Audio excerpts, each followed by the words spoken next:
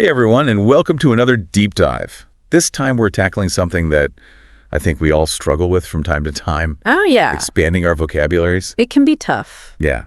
So today we're going to be working with this lesson plan I found. Okay. It's got 50 advanced English words that it wants to teach us. Right. And it's all broken down into these like themed sections. Okay.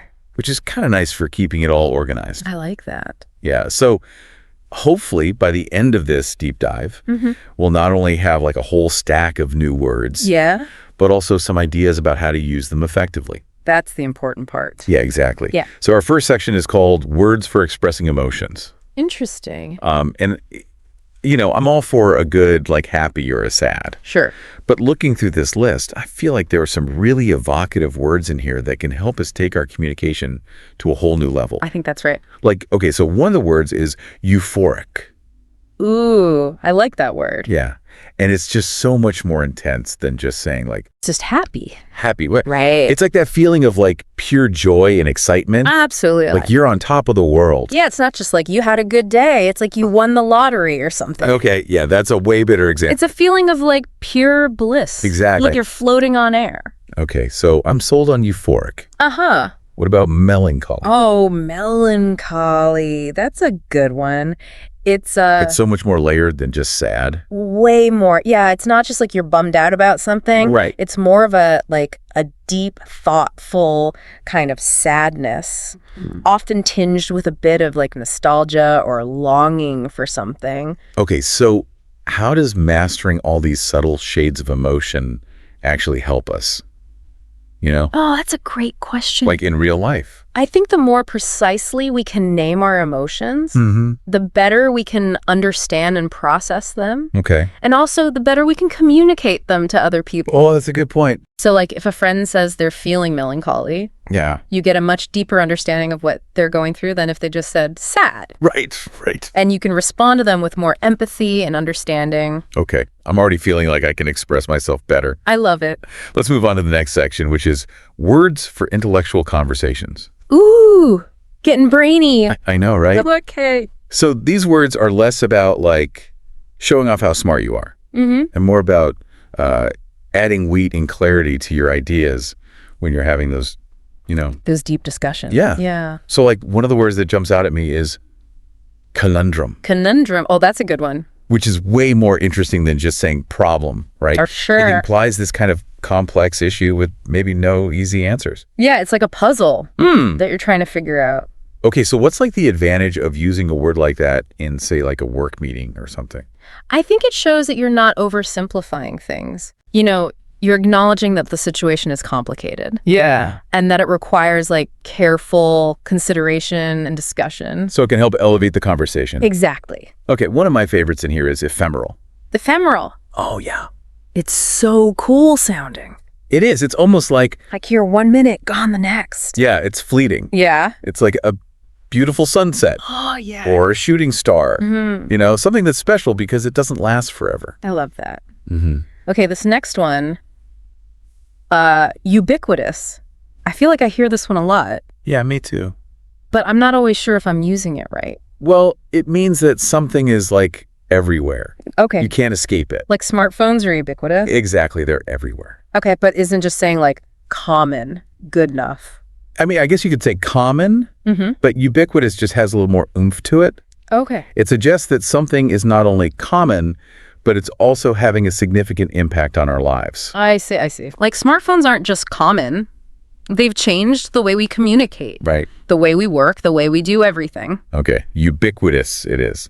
Last one from this section before we move on. Yeah. Ambiguous. I always kind of fumble over that one. Ambiguous basically just means that something is open to interpretation. Okay. It could have multiple meanings or be unclear. Like a piece of abstract art. Exactly. Okay. But how does that word actually work in like a real conversation? Well, let's say you're talking about a movie with a friend. Okay. And you say the ending was really ambiguous. Yeah. You're not just stating a fact, you're inviting a discussion about what the ending could mean. Oh, that's cool. It's a way to like spark a deeper analysis of something. Okay, I'm starting to get it. Yeah. All right, let's move on to words for describing people now. Oh, I like this section. Me too. We're going to have fun with this one. Yeah. Okay, so describing people accurately, it's a real art form, you know? Oh. And these words in this section will give you the tools to create these like really vivid portraits with your language. Okay, well, let's start with charismatic. I always think of someone who like Oh, yeah. just owns a room. They have this magnetic energy. It's like they just draw you in. Yeah, exactly. But it's more than just being charming. Okay. It's about inspiring others through your words and your actions. Like Martin Luther King Jr. Exactly. Okay, so it's about impact as much as personality. Yeah. That's interesting. Okay, so what would be like the opposite of charismatic? Well, maybe like reclusive. Okay. Someone who prefers to be alone. Like a hermit. Yeah, or like a brilliant artist who creates their masterpieces in solitude, Right. away from all the distractions of the world. Okay, I can think of a few authors who fit that description perfectly. I bet you can. All right, cynical. I always struggle with this one Yeah, it can be a tricky word. because it just seems so negative. It does have a negative connotation. But it's basically about having a distrustful view of human nature. Okay. You know, always expecting the worst from people. Like they think everyone has an ulterior motive. Exactly. So they see the world through this lens of like, Skepticism. yeah, okay. Yeah. But why use cynical? Wouldn't negative or pessimistic be the same thing? I mean, they're similar, but cynical suggests something a bit deeper. Okay. It suggests that the person's negativity is rooted in like a disillusionment with the world. Oh, I see. Like they've been let down so many times that they just don't believe in goodness anymore. Okay. Yeah, that makes sense. So it's not just a temporary bad mood, it's like a fundamental outlook on life. Wow. There's so much to unpack with these words. Oh no, all right. Okay. Let's move on to section 4 now. All right. This one's called Words for Everyday Contexts. Everyday context. Yeah, so are we talking about like spicing up our grocery lists now? Haha, maybe. Uh-huh. But actually, these words might seem less flashy than the ones we've talked about so far. But they're super important because they're the words we use most often in our daily lives. So like mandatory. Mandatory, yes. That one we hear all the time. Oh, yeah. It's everywhere. It just means like something is required, no two-ways about it. Right. Like paying taxes. Unfortunately, Unfortunately. yes, very mandatory. Exactly. But is there like... But think about how that word is used in different situations. Okay. Like a sign that says fasten seatbelt. It uses mandatory not to be bossy, but because clarity is crucial. It's important information. Yes, and the word mandatory conveys that sense of importance. Right. Oh, right. So it's not just about the meaning of the word, but also the tone it sets. Okay, I see what you mean. What about imminent? Imminent means that something is about to happen very soon. Okay. Like if you see storm clouds gathering, Yeah. you know, a downpour is imminent. Or like when you can feel that fall is in the air? Yes, exactly. Okay, how about procrastinate? Ooh, procrastinate. One of my favorites. I feel like I'm a pro at that one. Ha, we all procrastinate sometimes. Right. It's just so tempting to put things off. It is, even when we know we shouldn't. Yeah, exactly. Okay, let's move on to the last section for this part. Sounds good. It's called Words for Expressing Ideas. Ooh, this is where it gets really interesting. I know, right? These words are your tools for shaping thoughts and presenting your ideas in a compelling way. Okay, I'm ready. All right. So first up, we have innovative, Oh, innovative. That's a great word. which just means like fresh ideas and new approaches. Right, but it's more than just being new. Okay. It's about coming up with solutions that are original and effective. So like if someone invented a self-folding laundry basket, Yes, that would be innovative. that would change my life. Right. Okay, what about viable? Viable means that something is practical and likely to succeed. Okay. So it's not just about having a good idea. Right. It's about whether that idea can actually be put into action. Okay, so it's a really important word for like, Decision making. yeah. Yeah. Okay, last one for this part, tangible. Tangible. I actually use this word a lot, Oh, yeah, me too. but I'm curious to hear your take on it. Well, it means that something is real and concrete. Okay, You can touch it, you can see it, you can measure it. so it's the opposite of like abstract. Exactly. Okay, so we've covered a lot of ground already, but we've still got 10 powerful words waiting for us in part 2. I'm excited to keep going. Me too. We'll be right back after a short break. Let's do. Welcome back, everyone. All right, so we are back, ready to tackle the rest of these words for expressing ideas. I'm ready when you are. Okay, let's do it. What's up first? How about Ambivalent. That's a good one. Ambivalent, okay. It describes that feeling of being kind of torn between different options. Oh, yeah. Like you're not sure how you feel about something. Like when you get a job offer, that sounds amazing, but it also means you'd have to move away from all your friends and family. Yeah. That's total ambivalence right there. You've got the excitement of a new opportunity, Yeah. but also the sadness of leaving everything you know behind. And you can't really decide which feeling is stronger. Right. It's Yeah. like a tug of war in your mind. Okay, yeah, that makes sense. I'm realizing that these words aren't just about sounding smart. It's more about understanding all those little nuances of life. Absolutely. Okay, what's next? Let's go with cohesive. This word is all about how things fit together Okay, to create a unified whole. like a well-coordinated team Exactly. where everyone's working together seamlessly. Yeah, everyone knows their role and they're all contributing to the same goal. I like it. Give me a word that's kind of the opposite of that. How about arduous? Arduous, okay? This one's for those tasks that require a lot of effort and perseverance. Like training for a marathon? Exactly. Writing a novel? Yeah, or even just cleaning out your closet. Oh man, tell me about it. Uh-huh. But seriously, arduous implies that something is not just difficult, it's also demanding and time-consuming. So it's not just a quick chore you can knock out in an afternoon. No, it's something that you really have to commit to. Okay, arduous it is. What's next on the list? Feasible. This one's all about practicality. Usable. Is something realistically achievable, given the resources and constraints you have? Like if you're planning a trip with friends Yeah. and someone suggests a cross-country road trip, but you only have a week's vacation and a limited budget. Right. Then the road trip might not be feasible. Exactly. Okay, give me another one. How about proficient? Proficient. Oh, yeah, that's a good one. It means you're skilled or competent in a certain area. Like, I'm pretty proficient at baking chocolate chip cookies, Nice. but I'm definitely not proficient at playing the guitar. Well, there's always time to learn. True. Okay, what's next? How about profound? This one's a big one. Profound. Okay. It's about experiences or ideas that have a deep and lasting impact on us. Like a life-changing event. Yes. Or a book that completely alters your perspective. Or even just a conversation that really makes you think. Exactly. Profound experiences can really shape who we are. I think so too. Okay, last one for this section.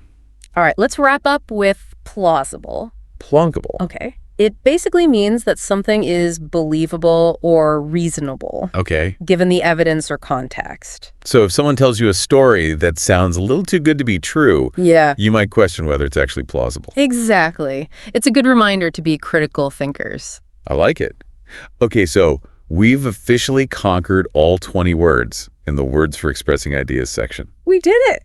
I feel like my brain is about to explode with all this new knowledge. It's a good feeling, right? It is. But you know what? What's that? I think we have one more section to go. Oh, you're right. Yeah, let's take a quick break and then come back to tackle those final 10 words. Sounds good to me. See you in a few. All right, we're back for the final stretch of our vocabulary odyssey. I'm ready to wrap up this deep dive with those last 10 words. Me too. Let's dive in. What's the first word we're tackling?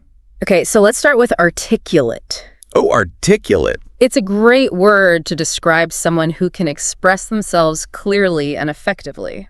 So like someone who's a really good public speaker Exactly. or someone who can write really well. Yeah, they can put their thoughts into words in a way that's easy to understand and follow. So it's not just about using big words. No, it's more about using the right words. Right, and arranging them in a way that makes sense. Exactly. It's about clarity and precision. I like it. Okay, what's next? How about concise?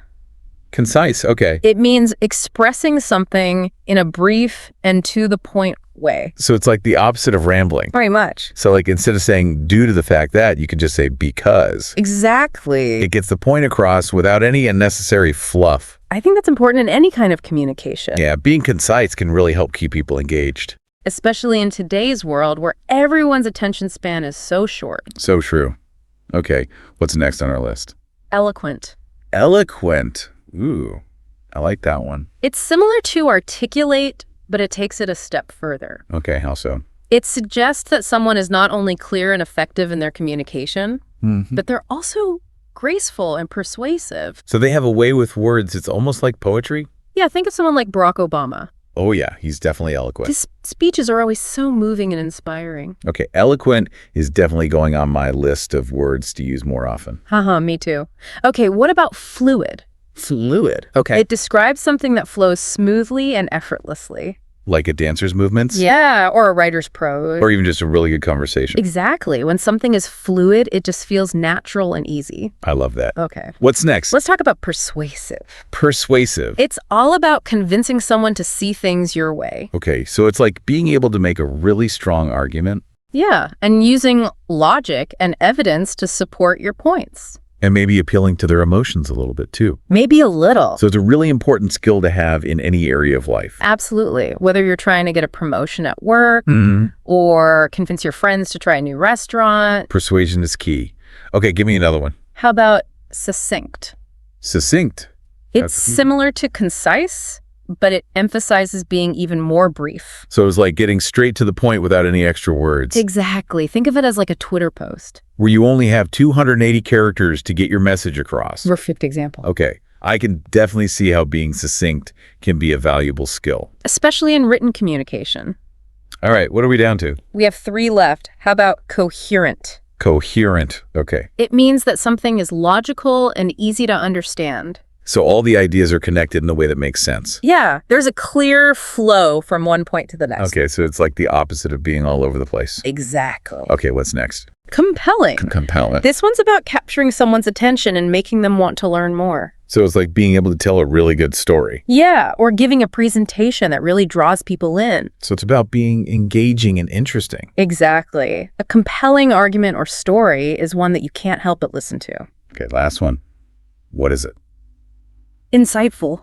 Ooh, insightful. I like that one. It describes someone or something that offers a deep understanding of a topic. So like a really thought-provoking book? Yeah, or a conversation with someone who really knows their stuff. It's about getting beyond the surface level and really exploring the nuances of an issue. Exactly. Insightful observations can really change the way we see the world. Wow.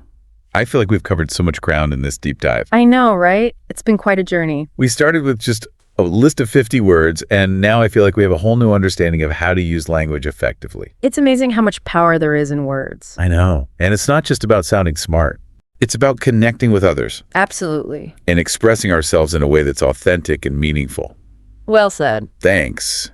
So to all our listeners out there, Yeah. we hope you've enjoyed this vocabulary adventure as much as we have. We encourage you to keep exploring new words. And keep pushing yourselves to communicate more effectively. And never underestimate the power of language. Thanks for joining us, and we'll see you next time for another deep dive. Bye, everyone.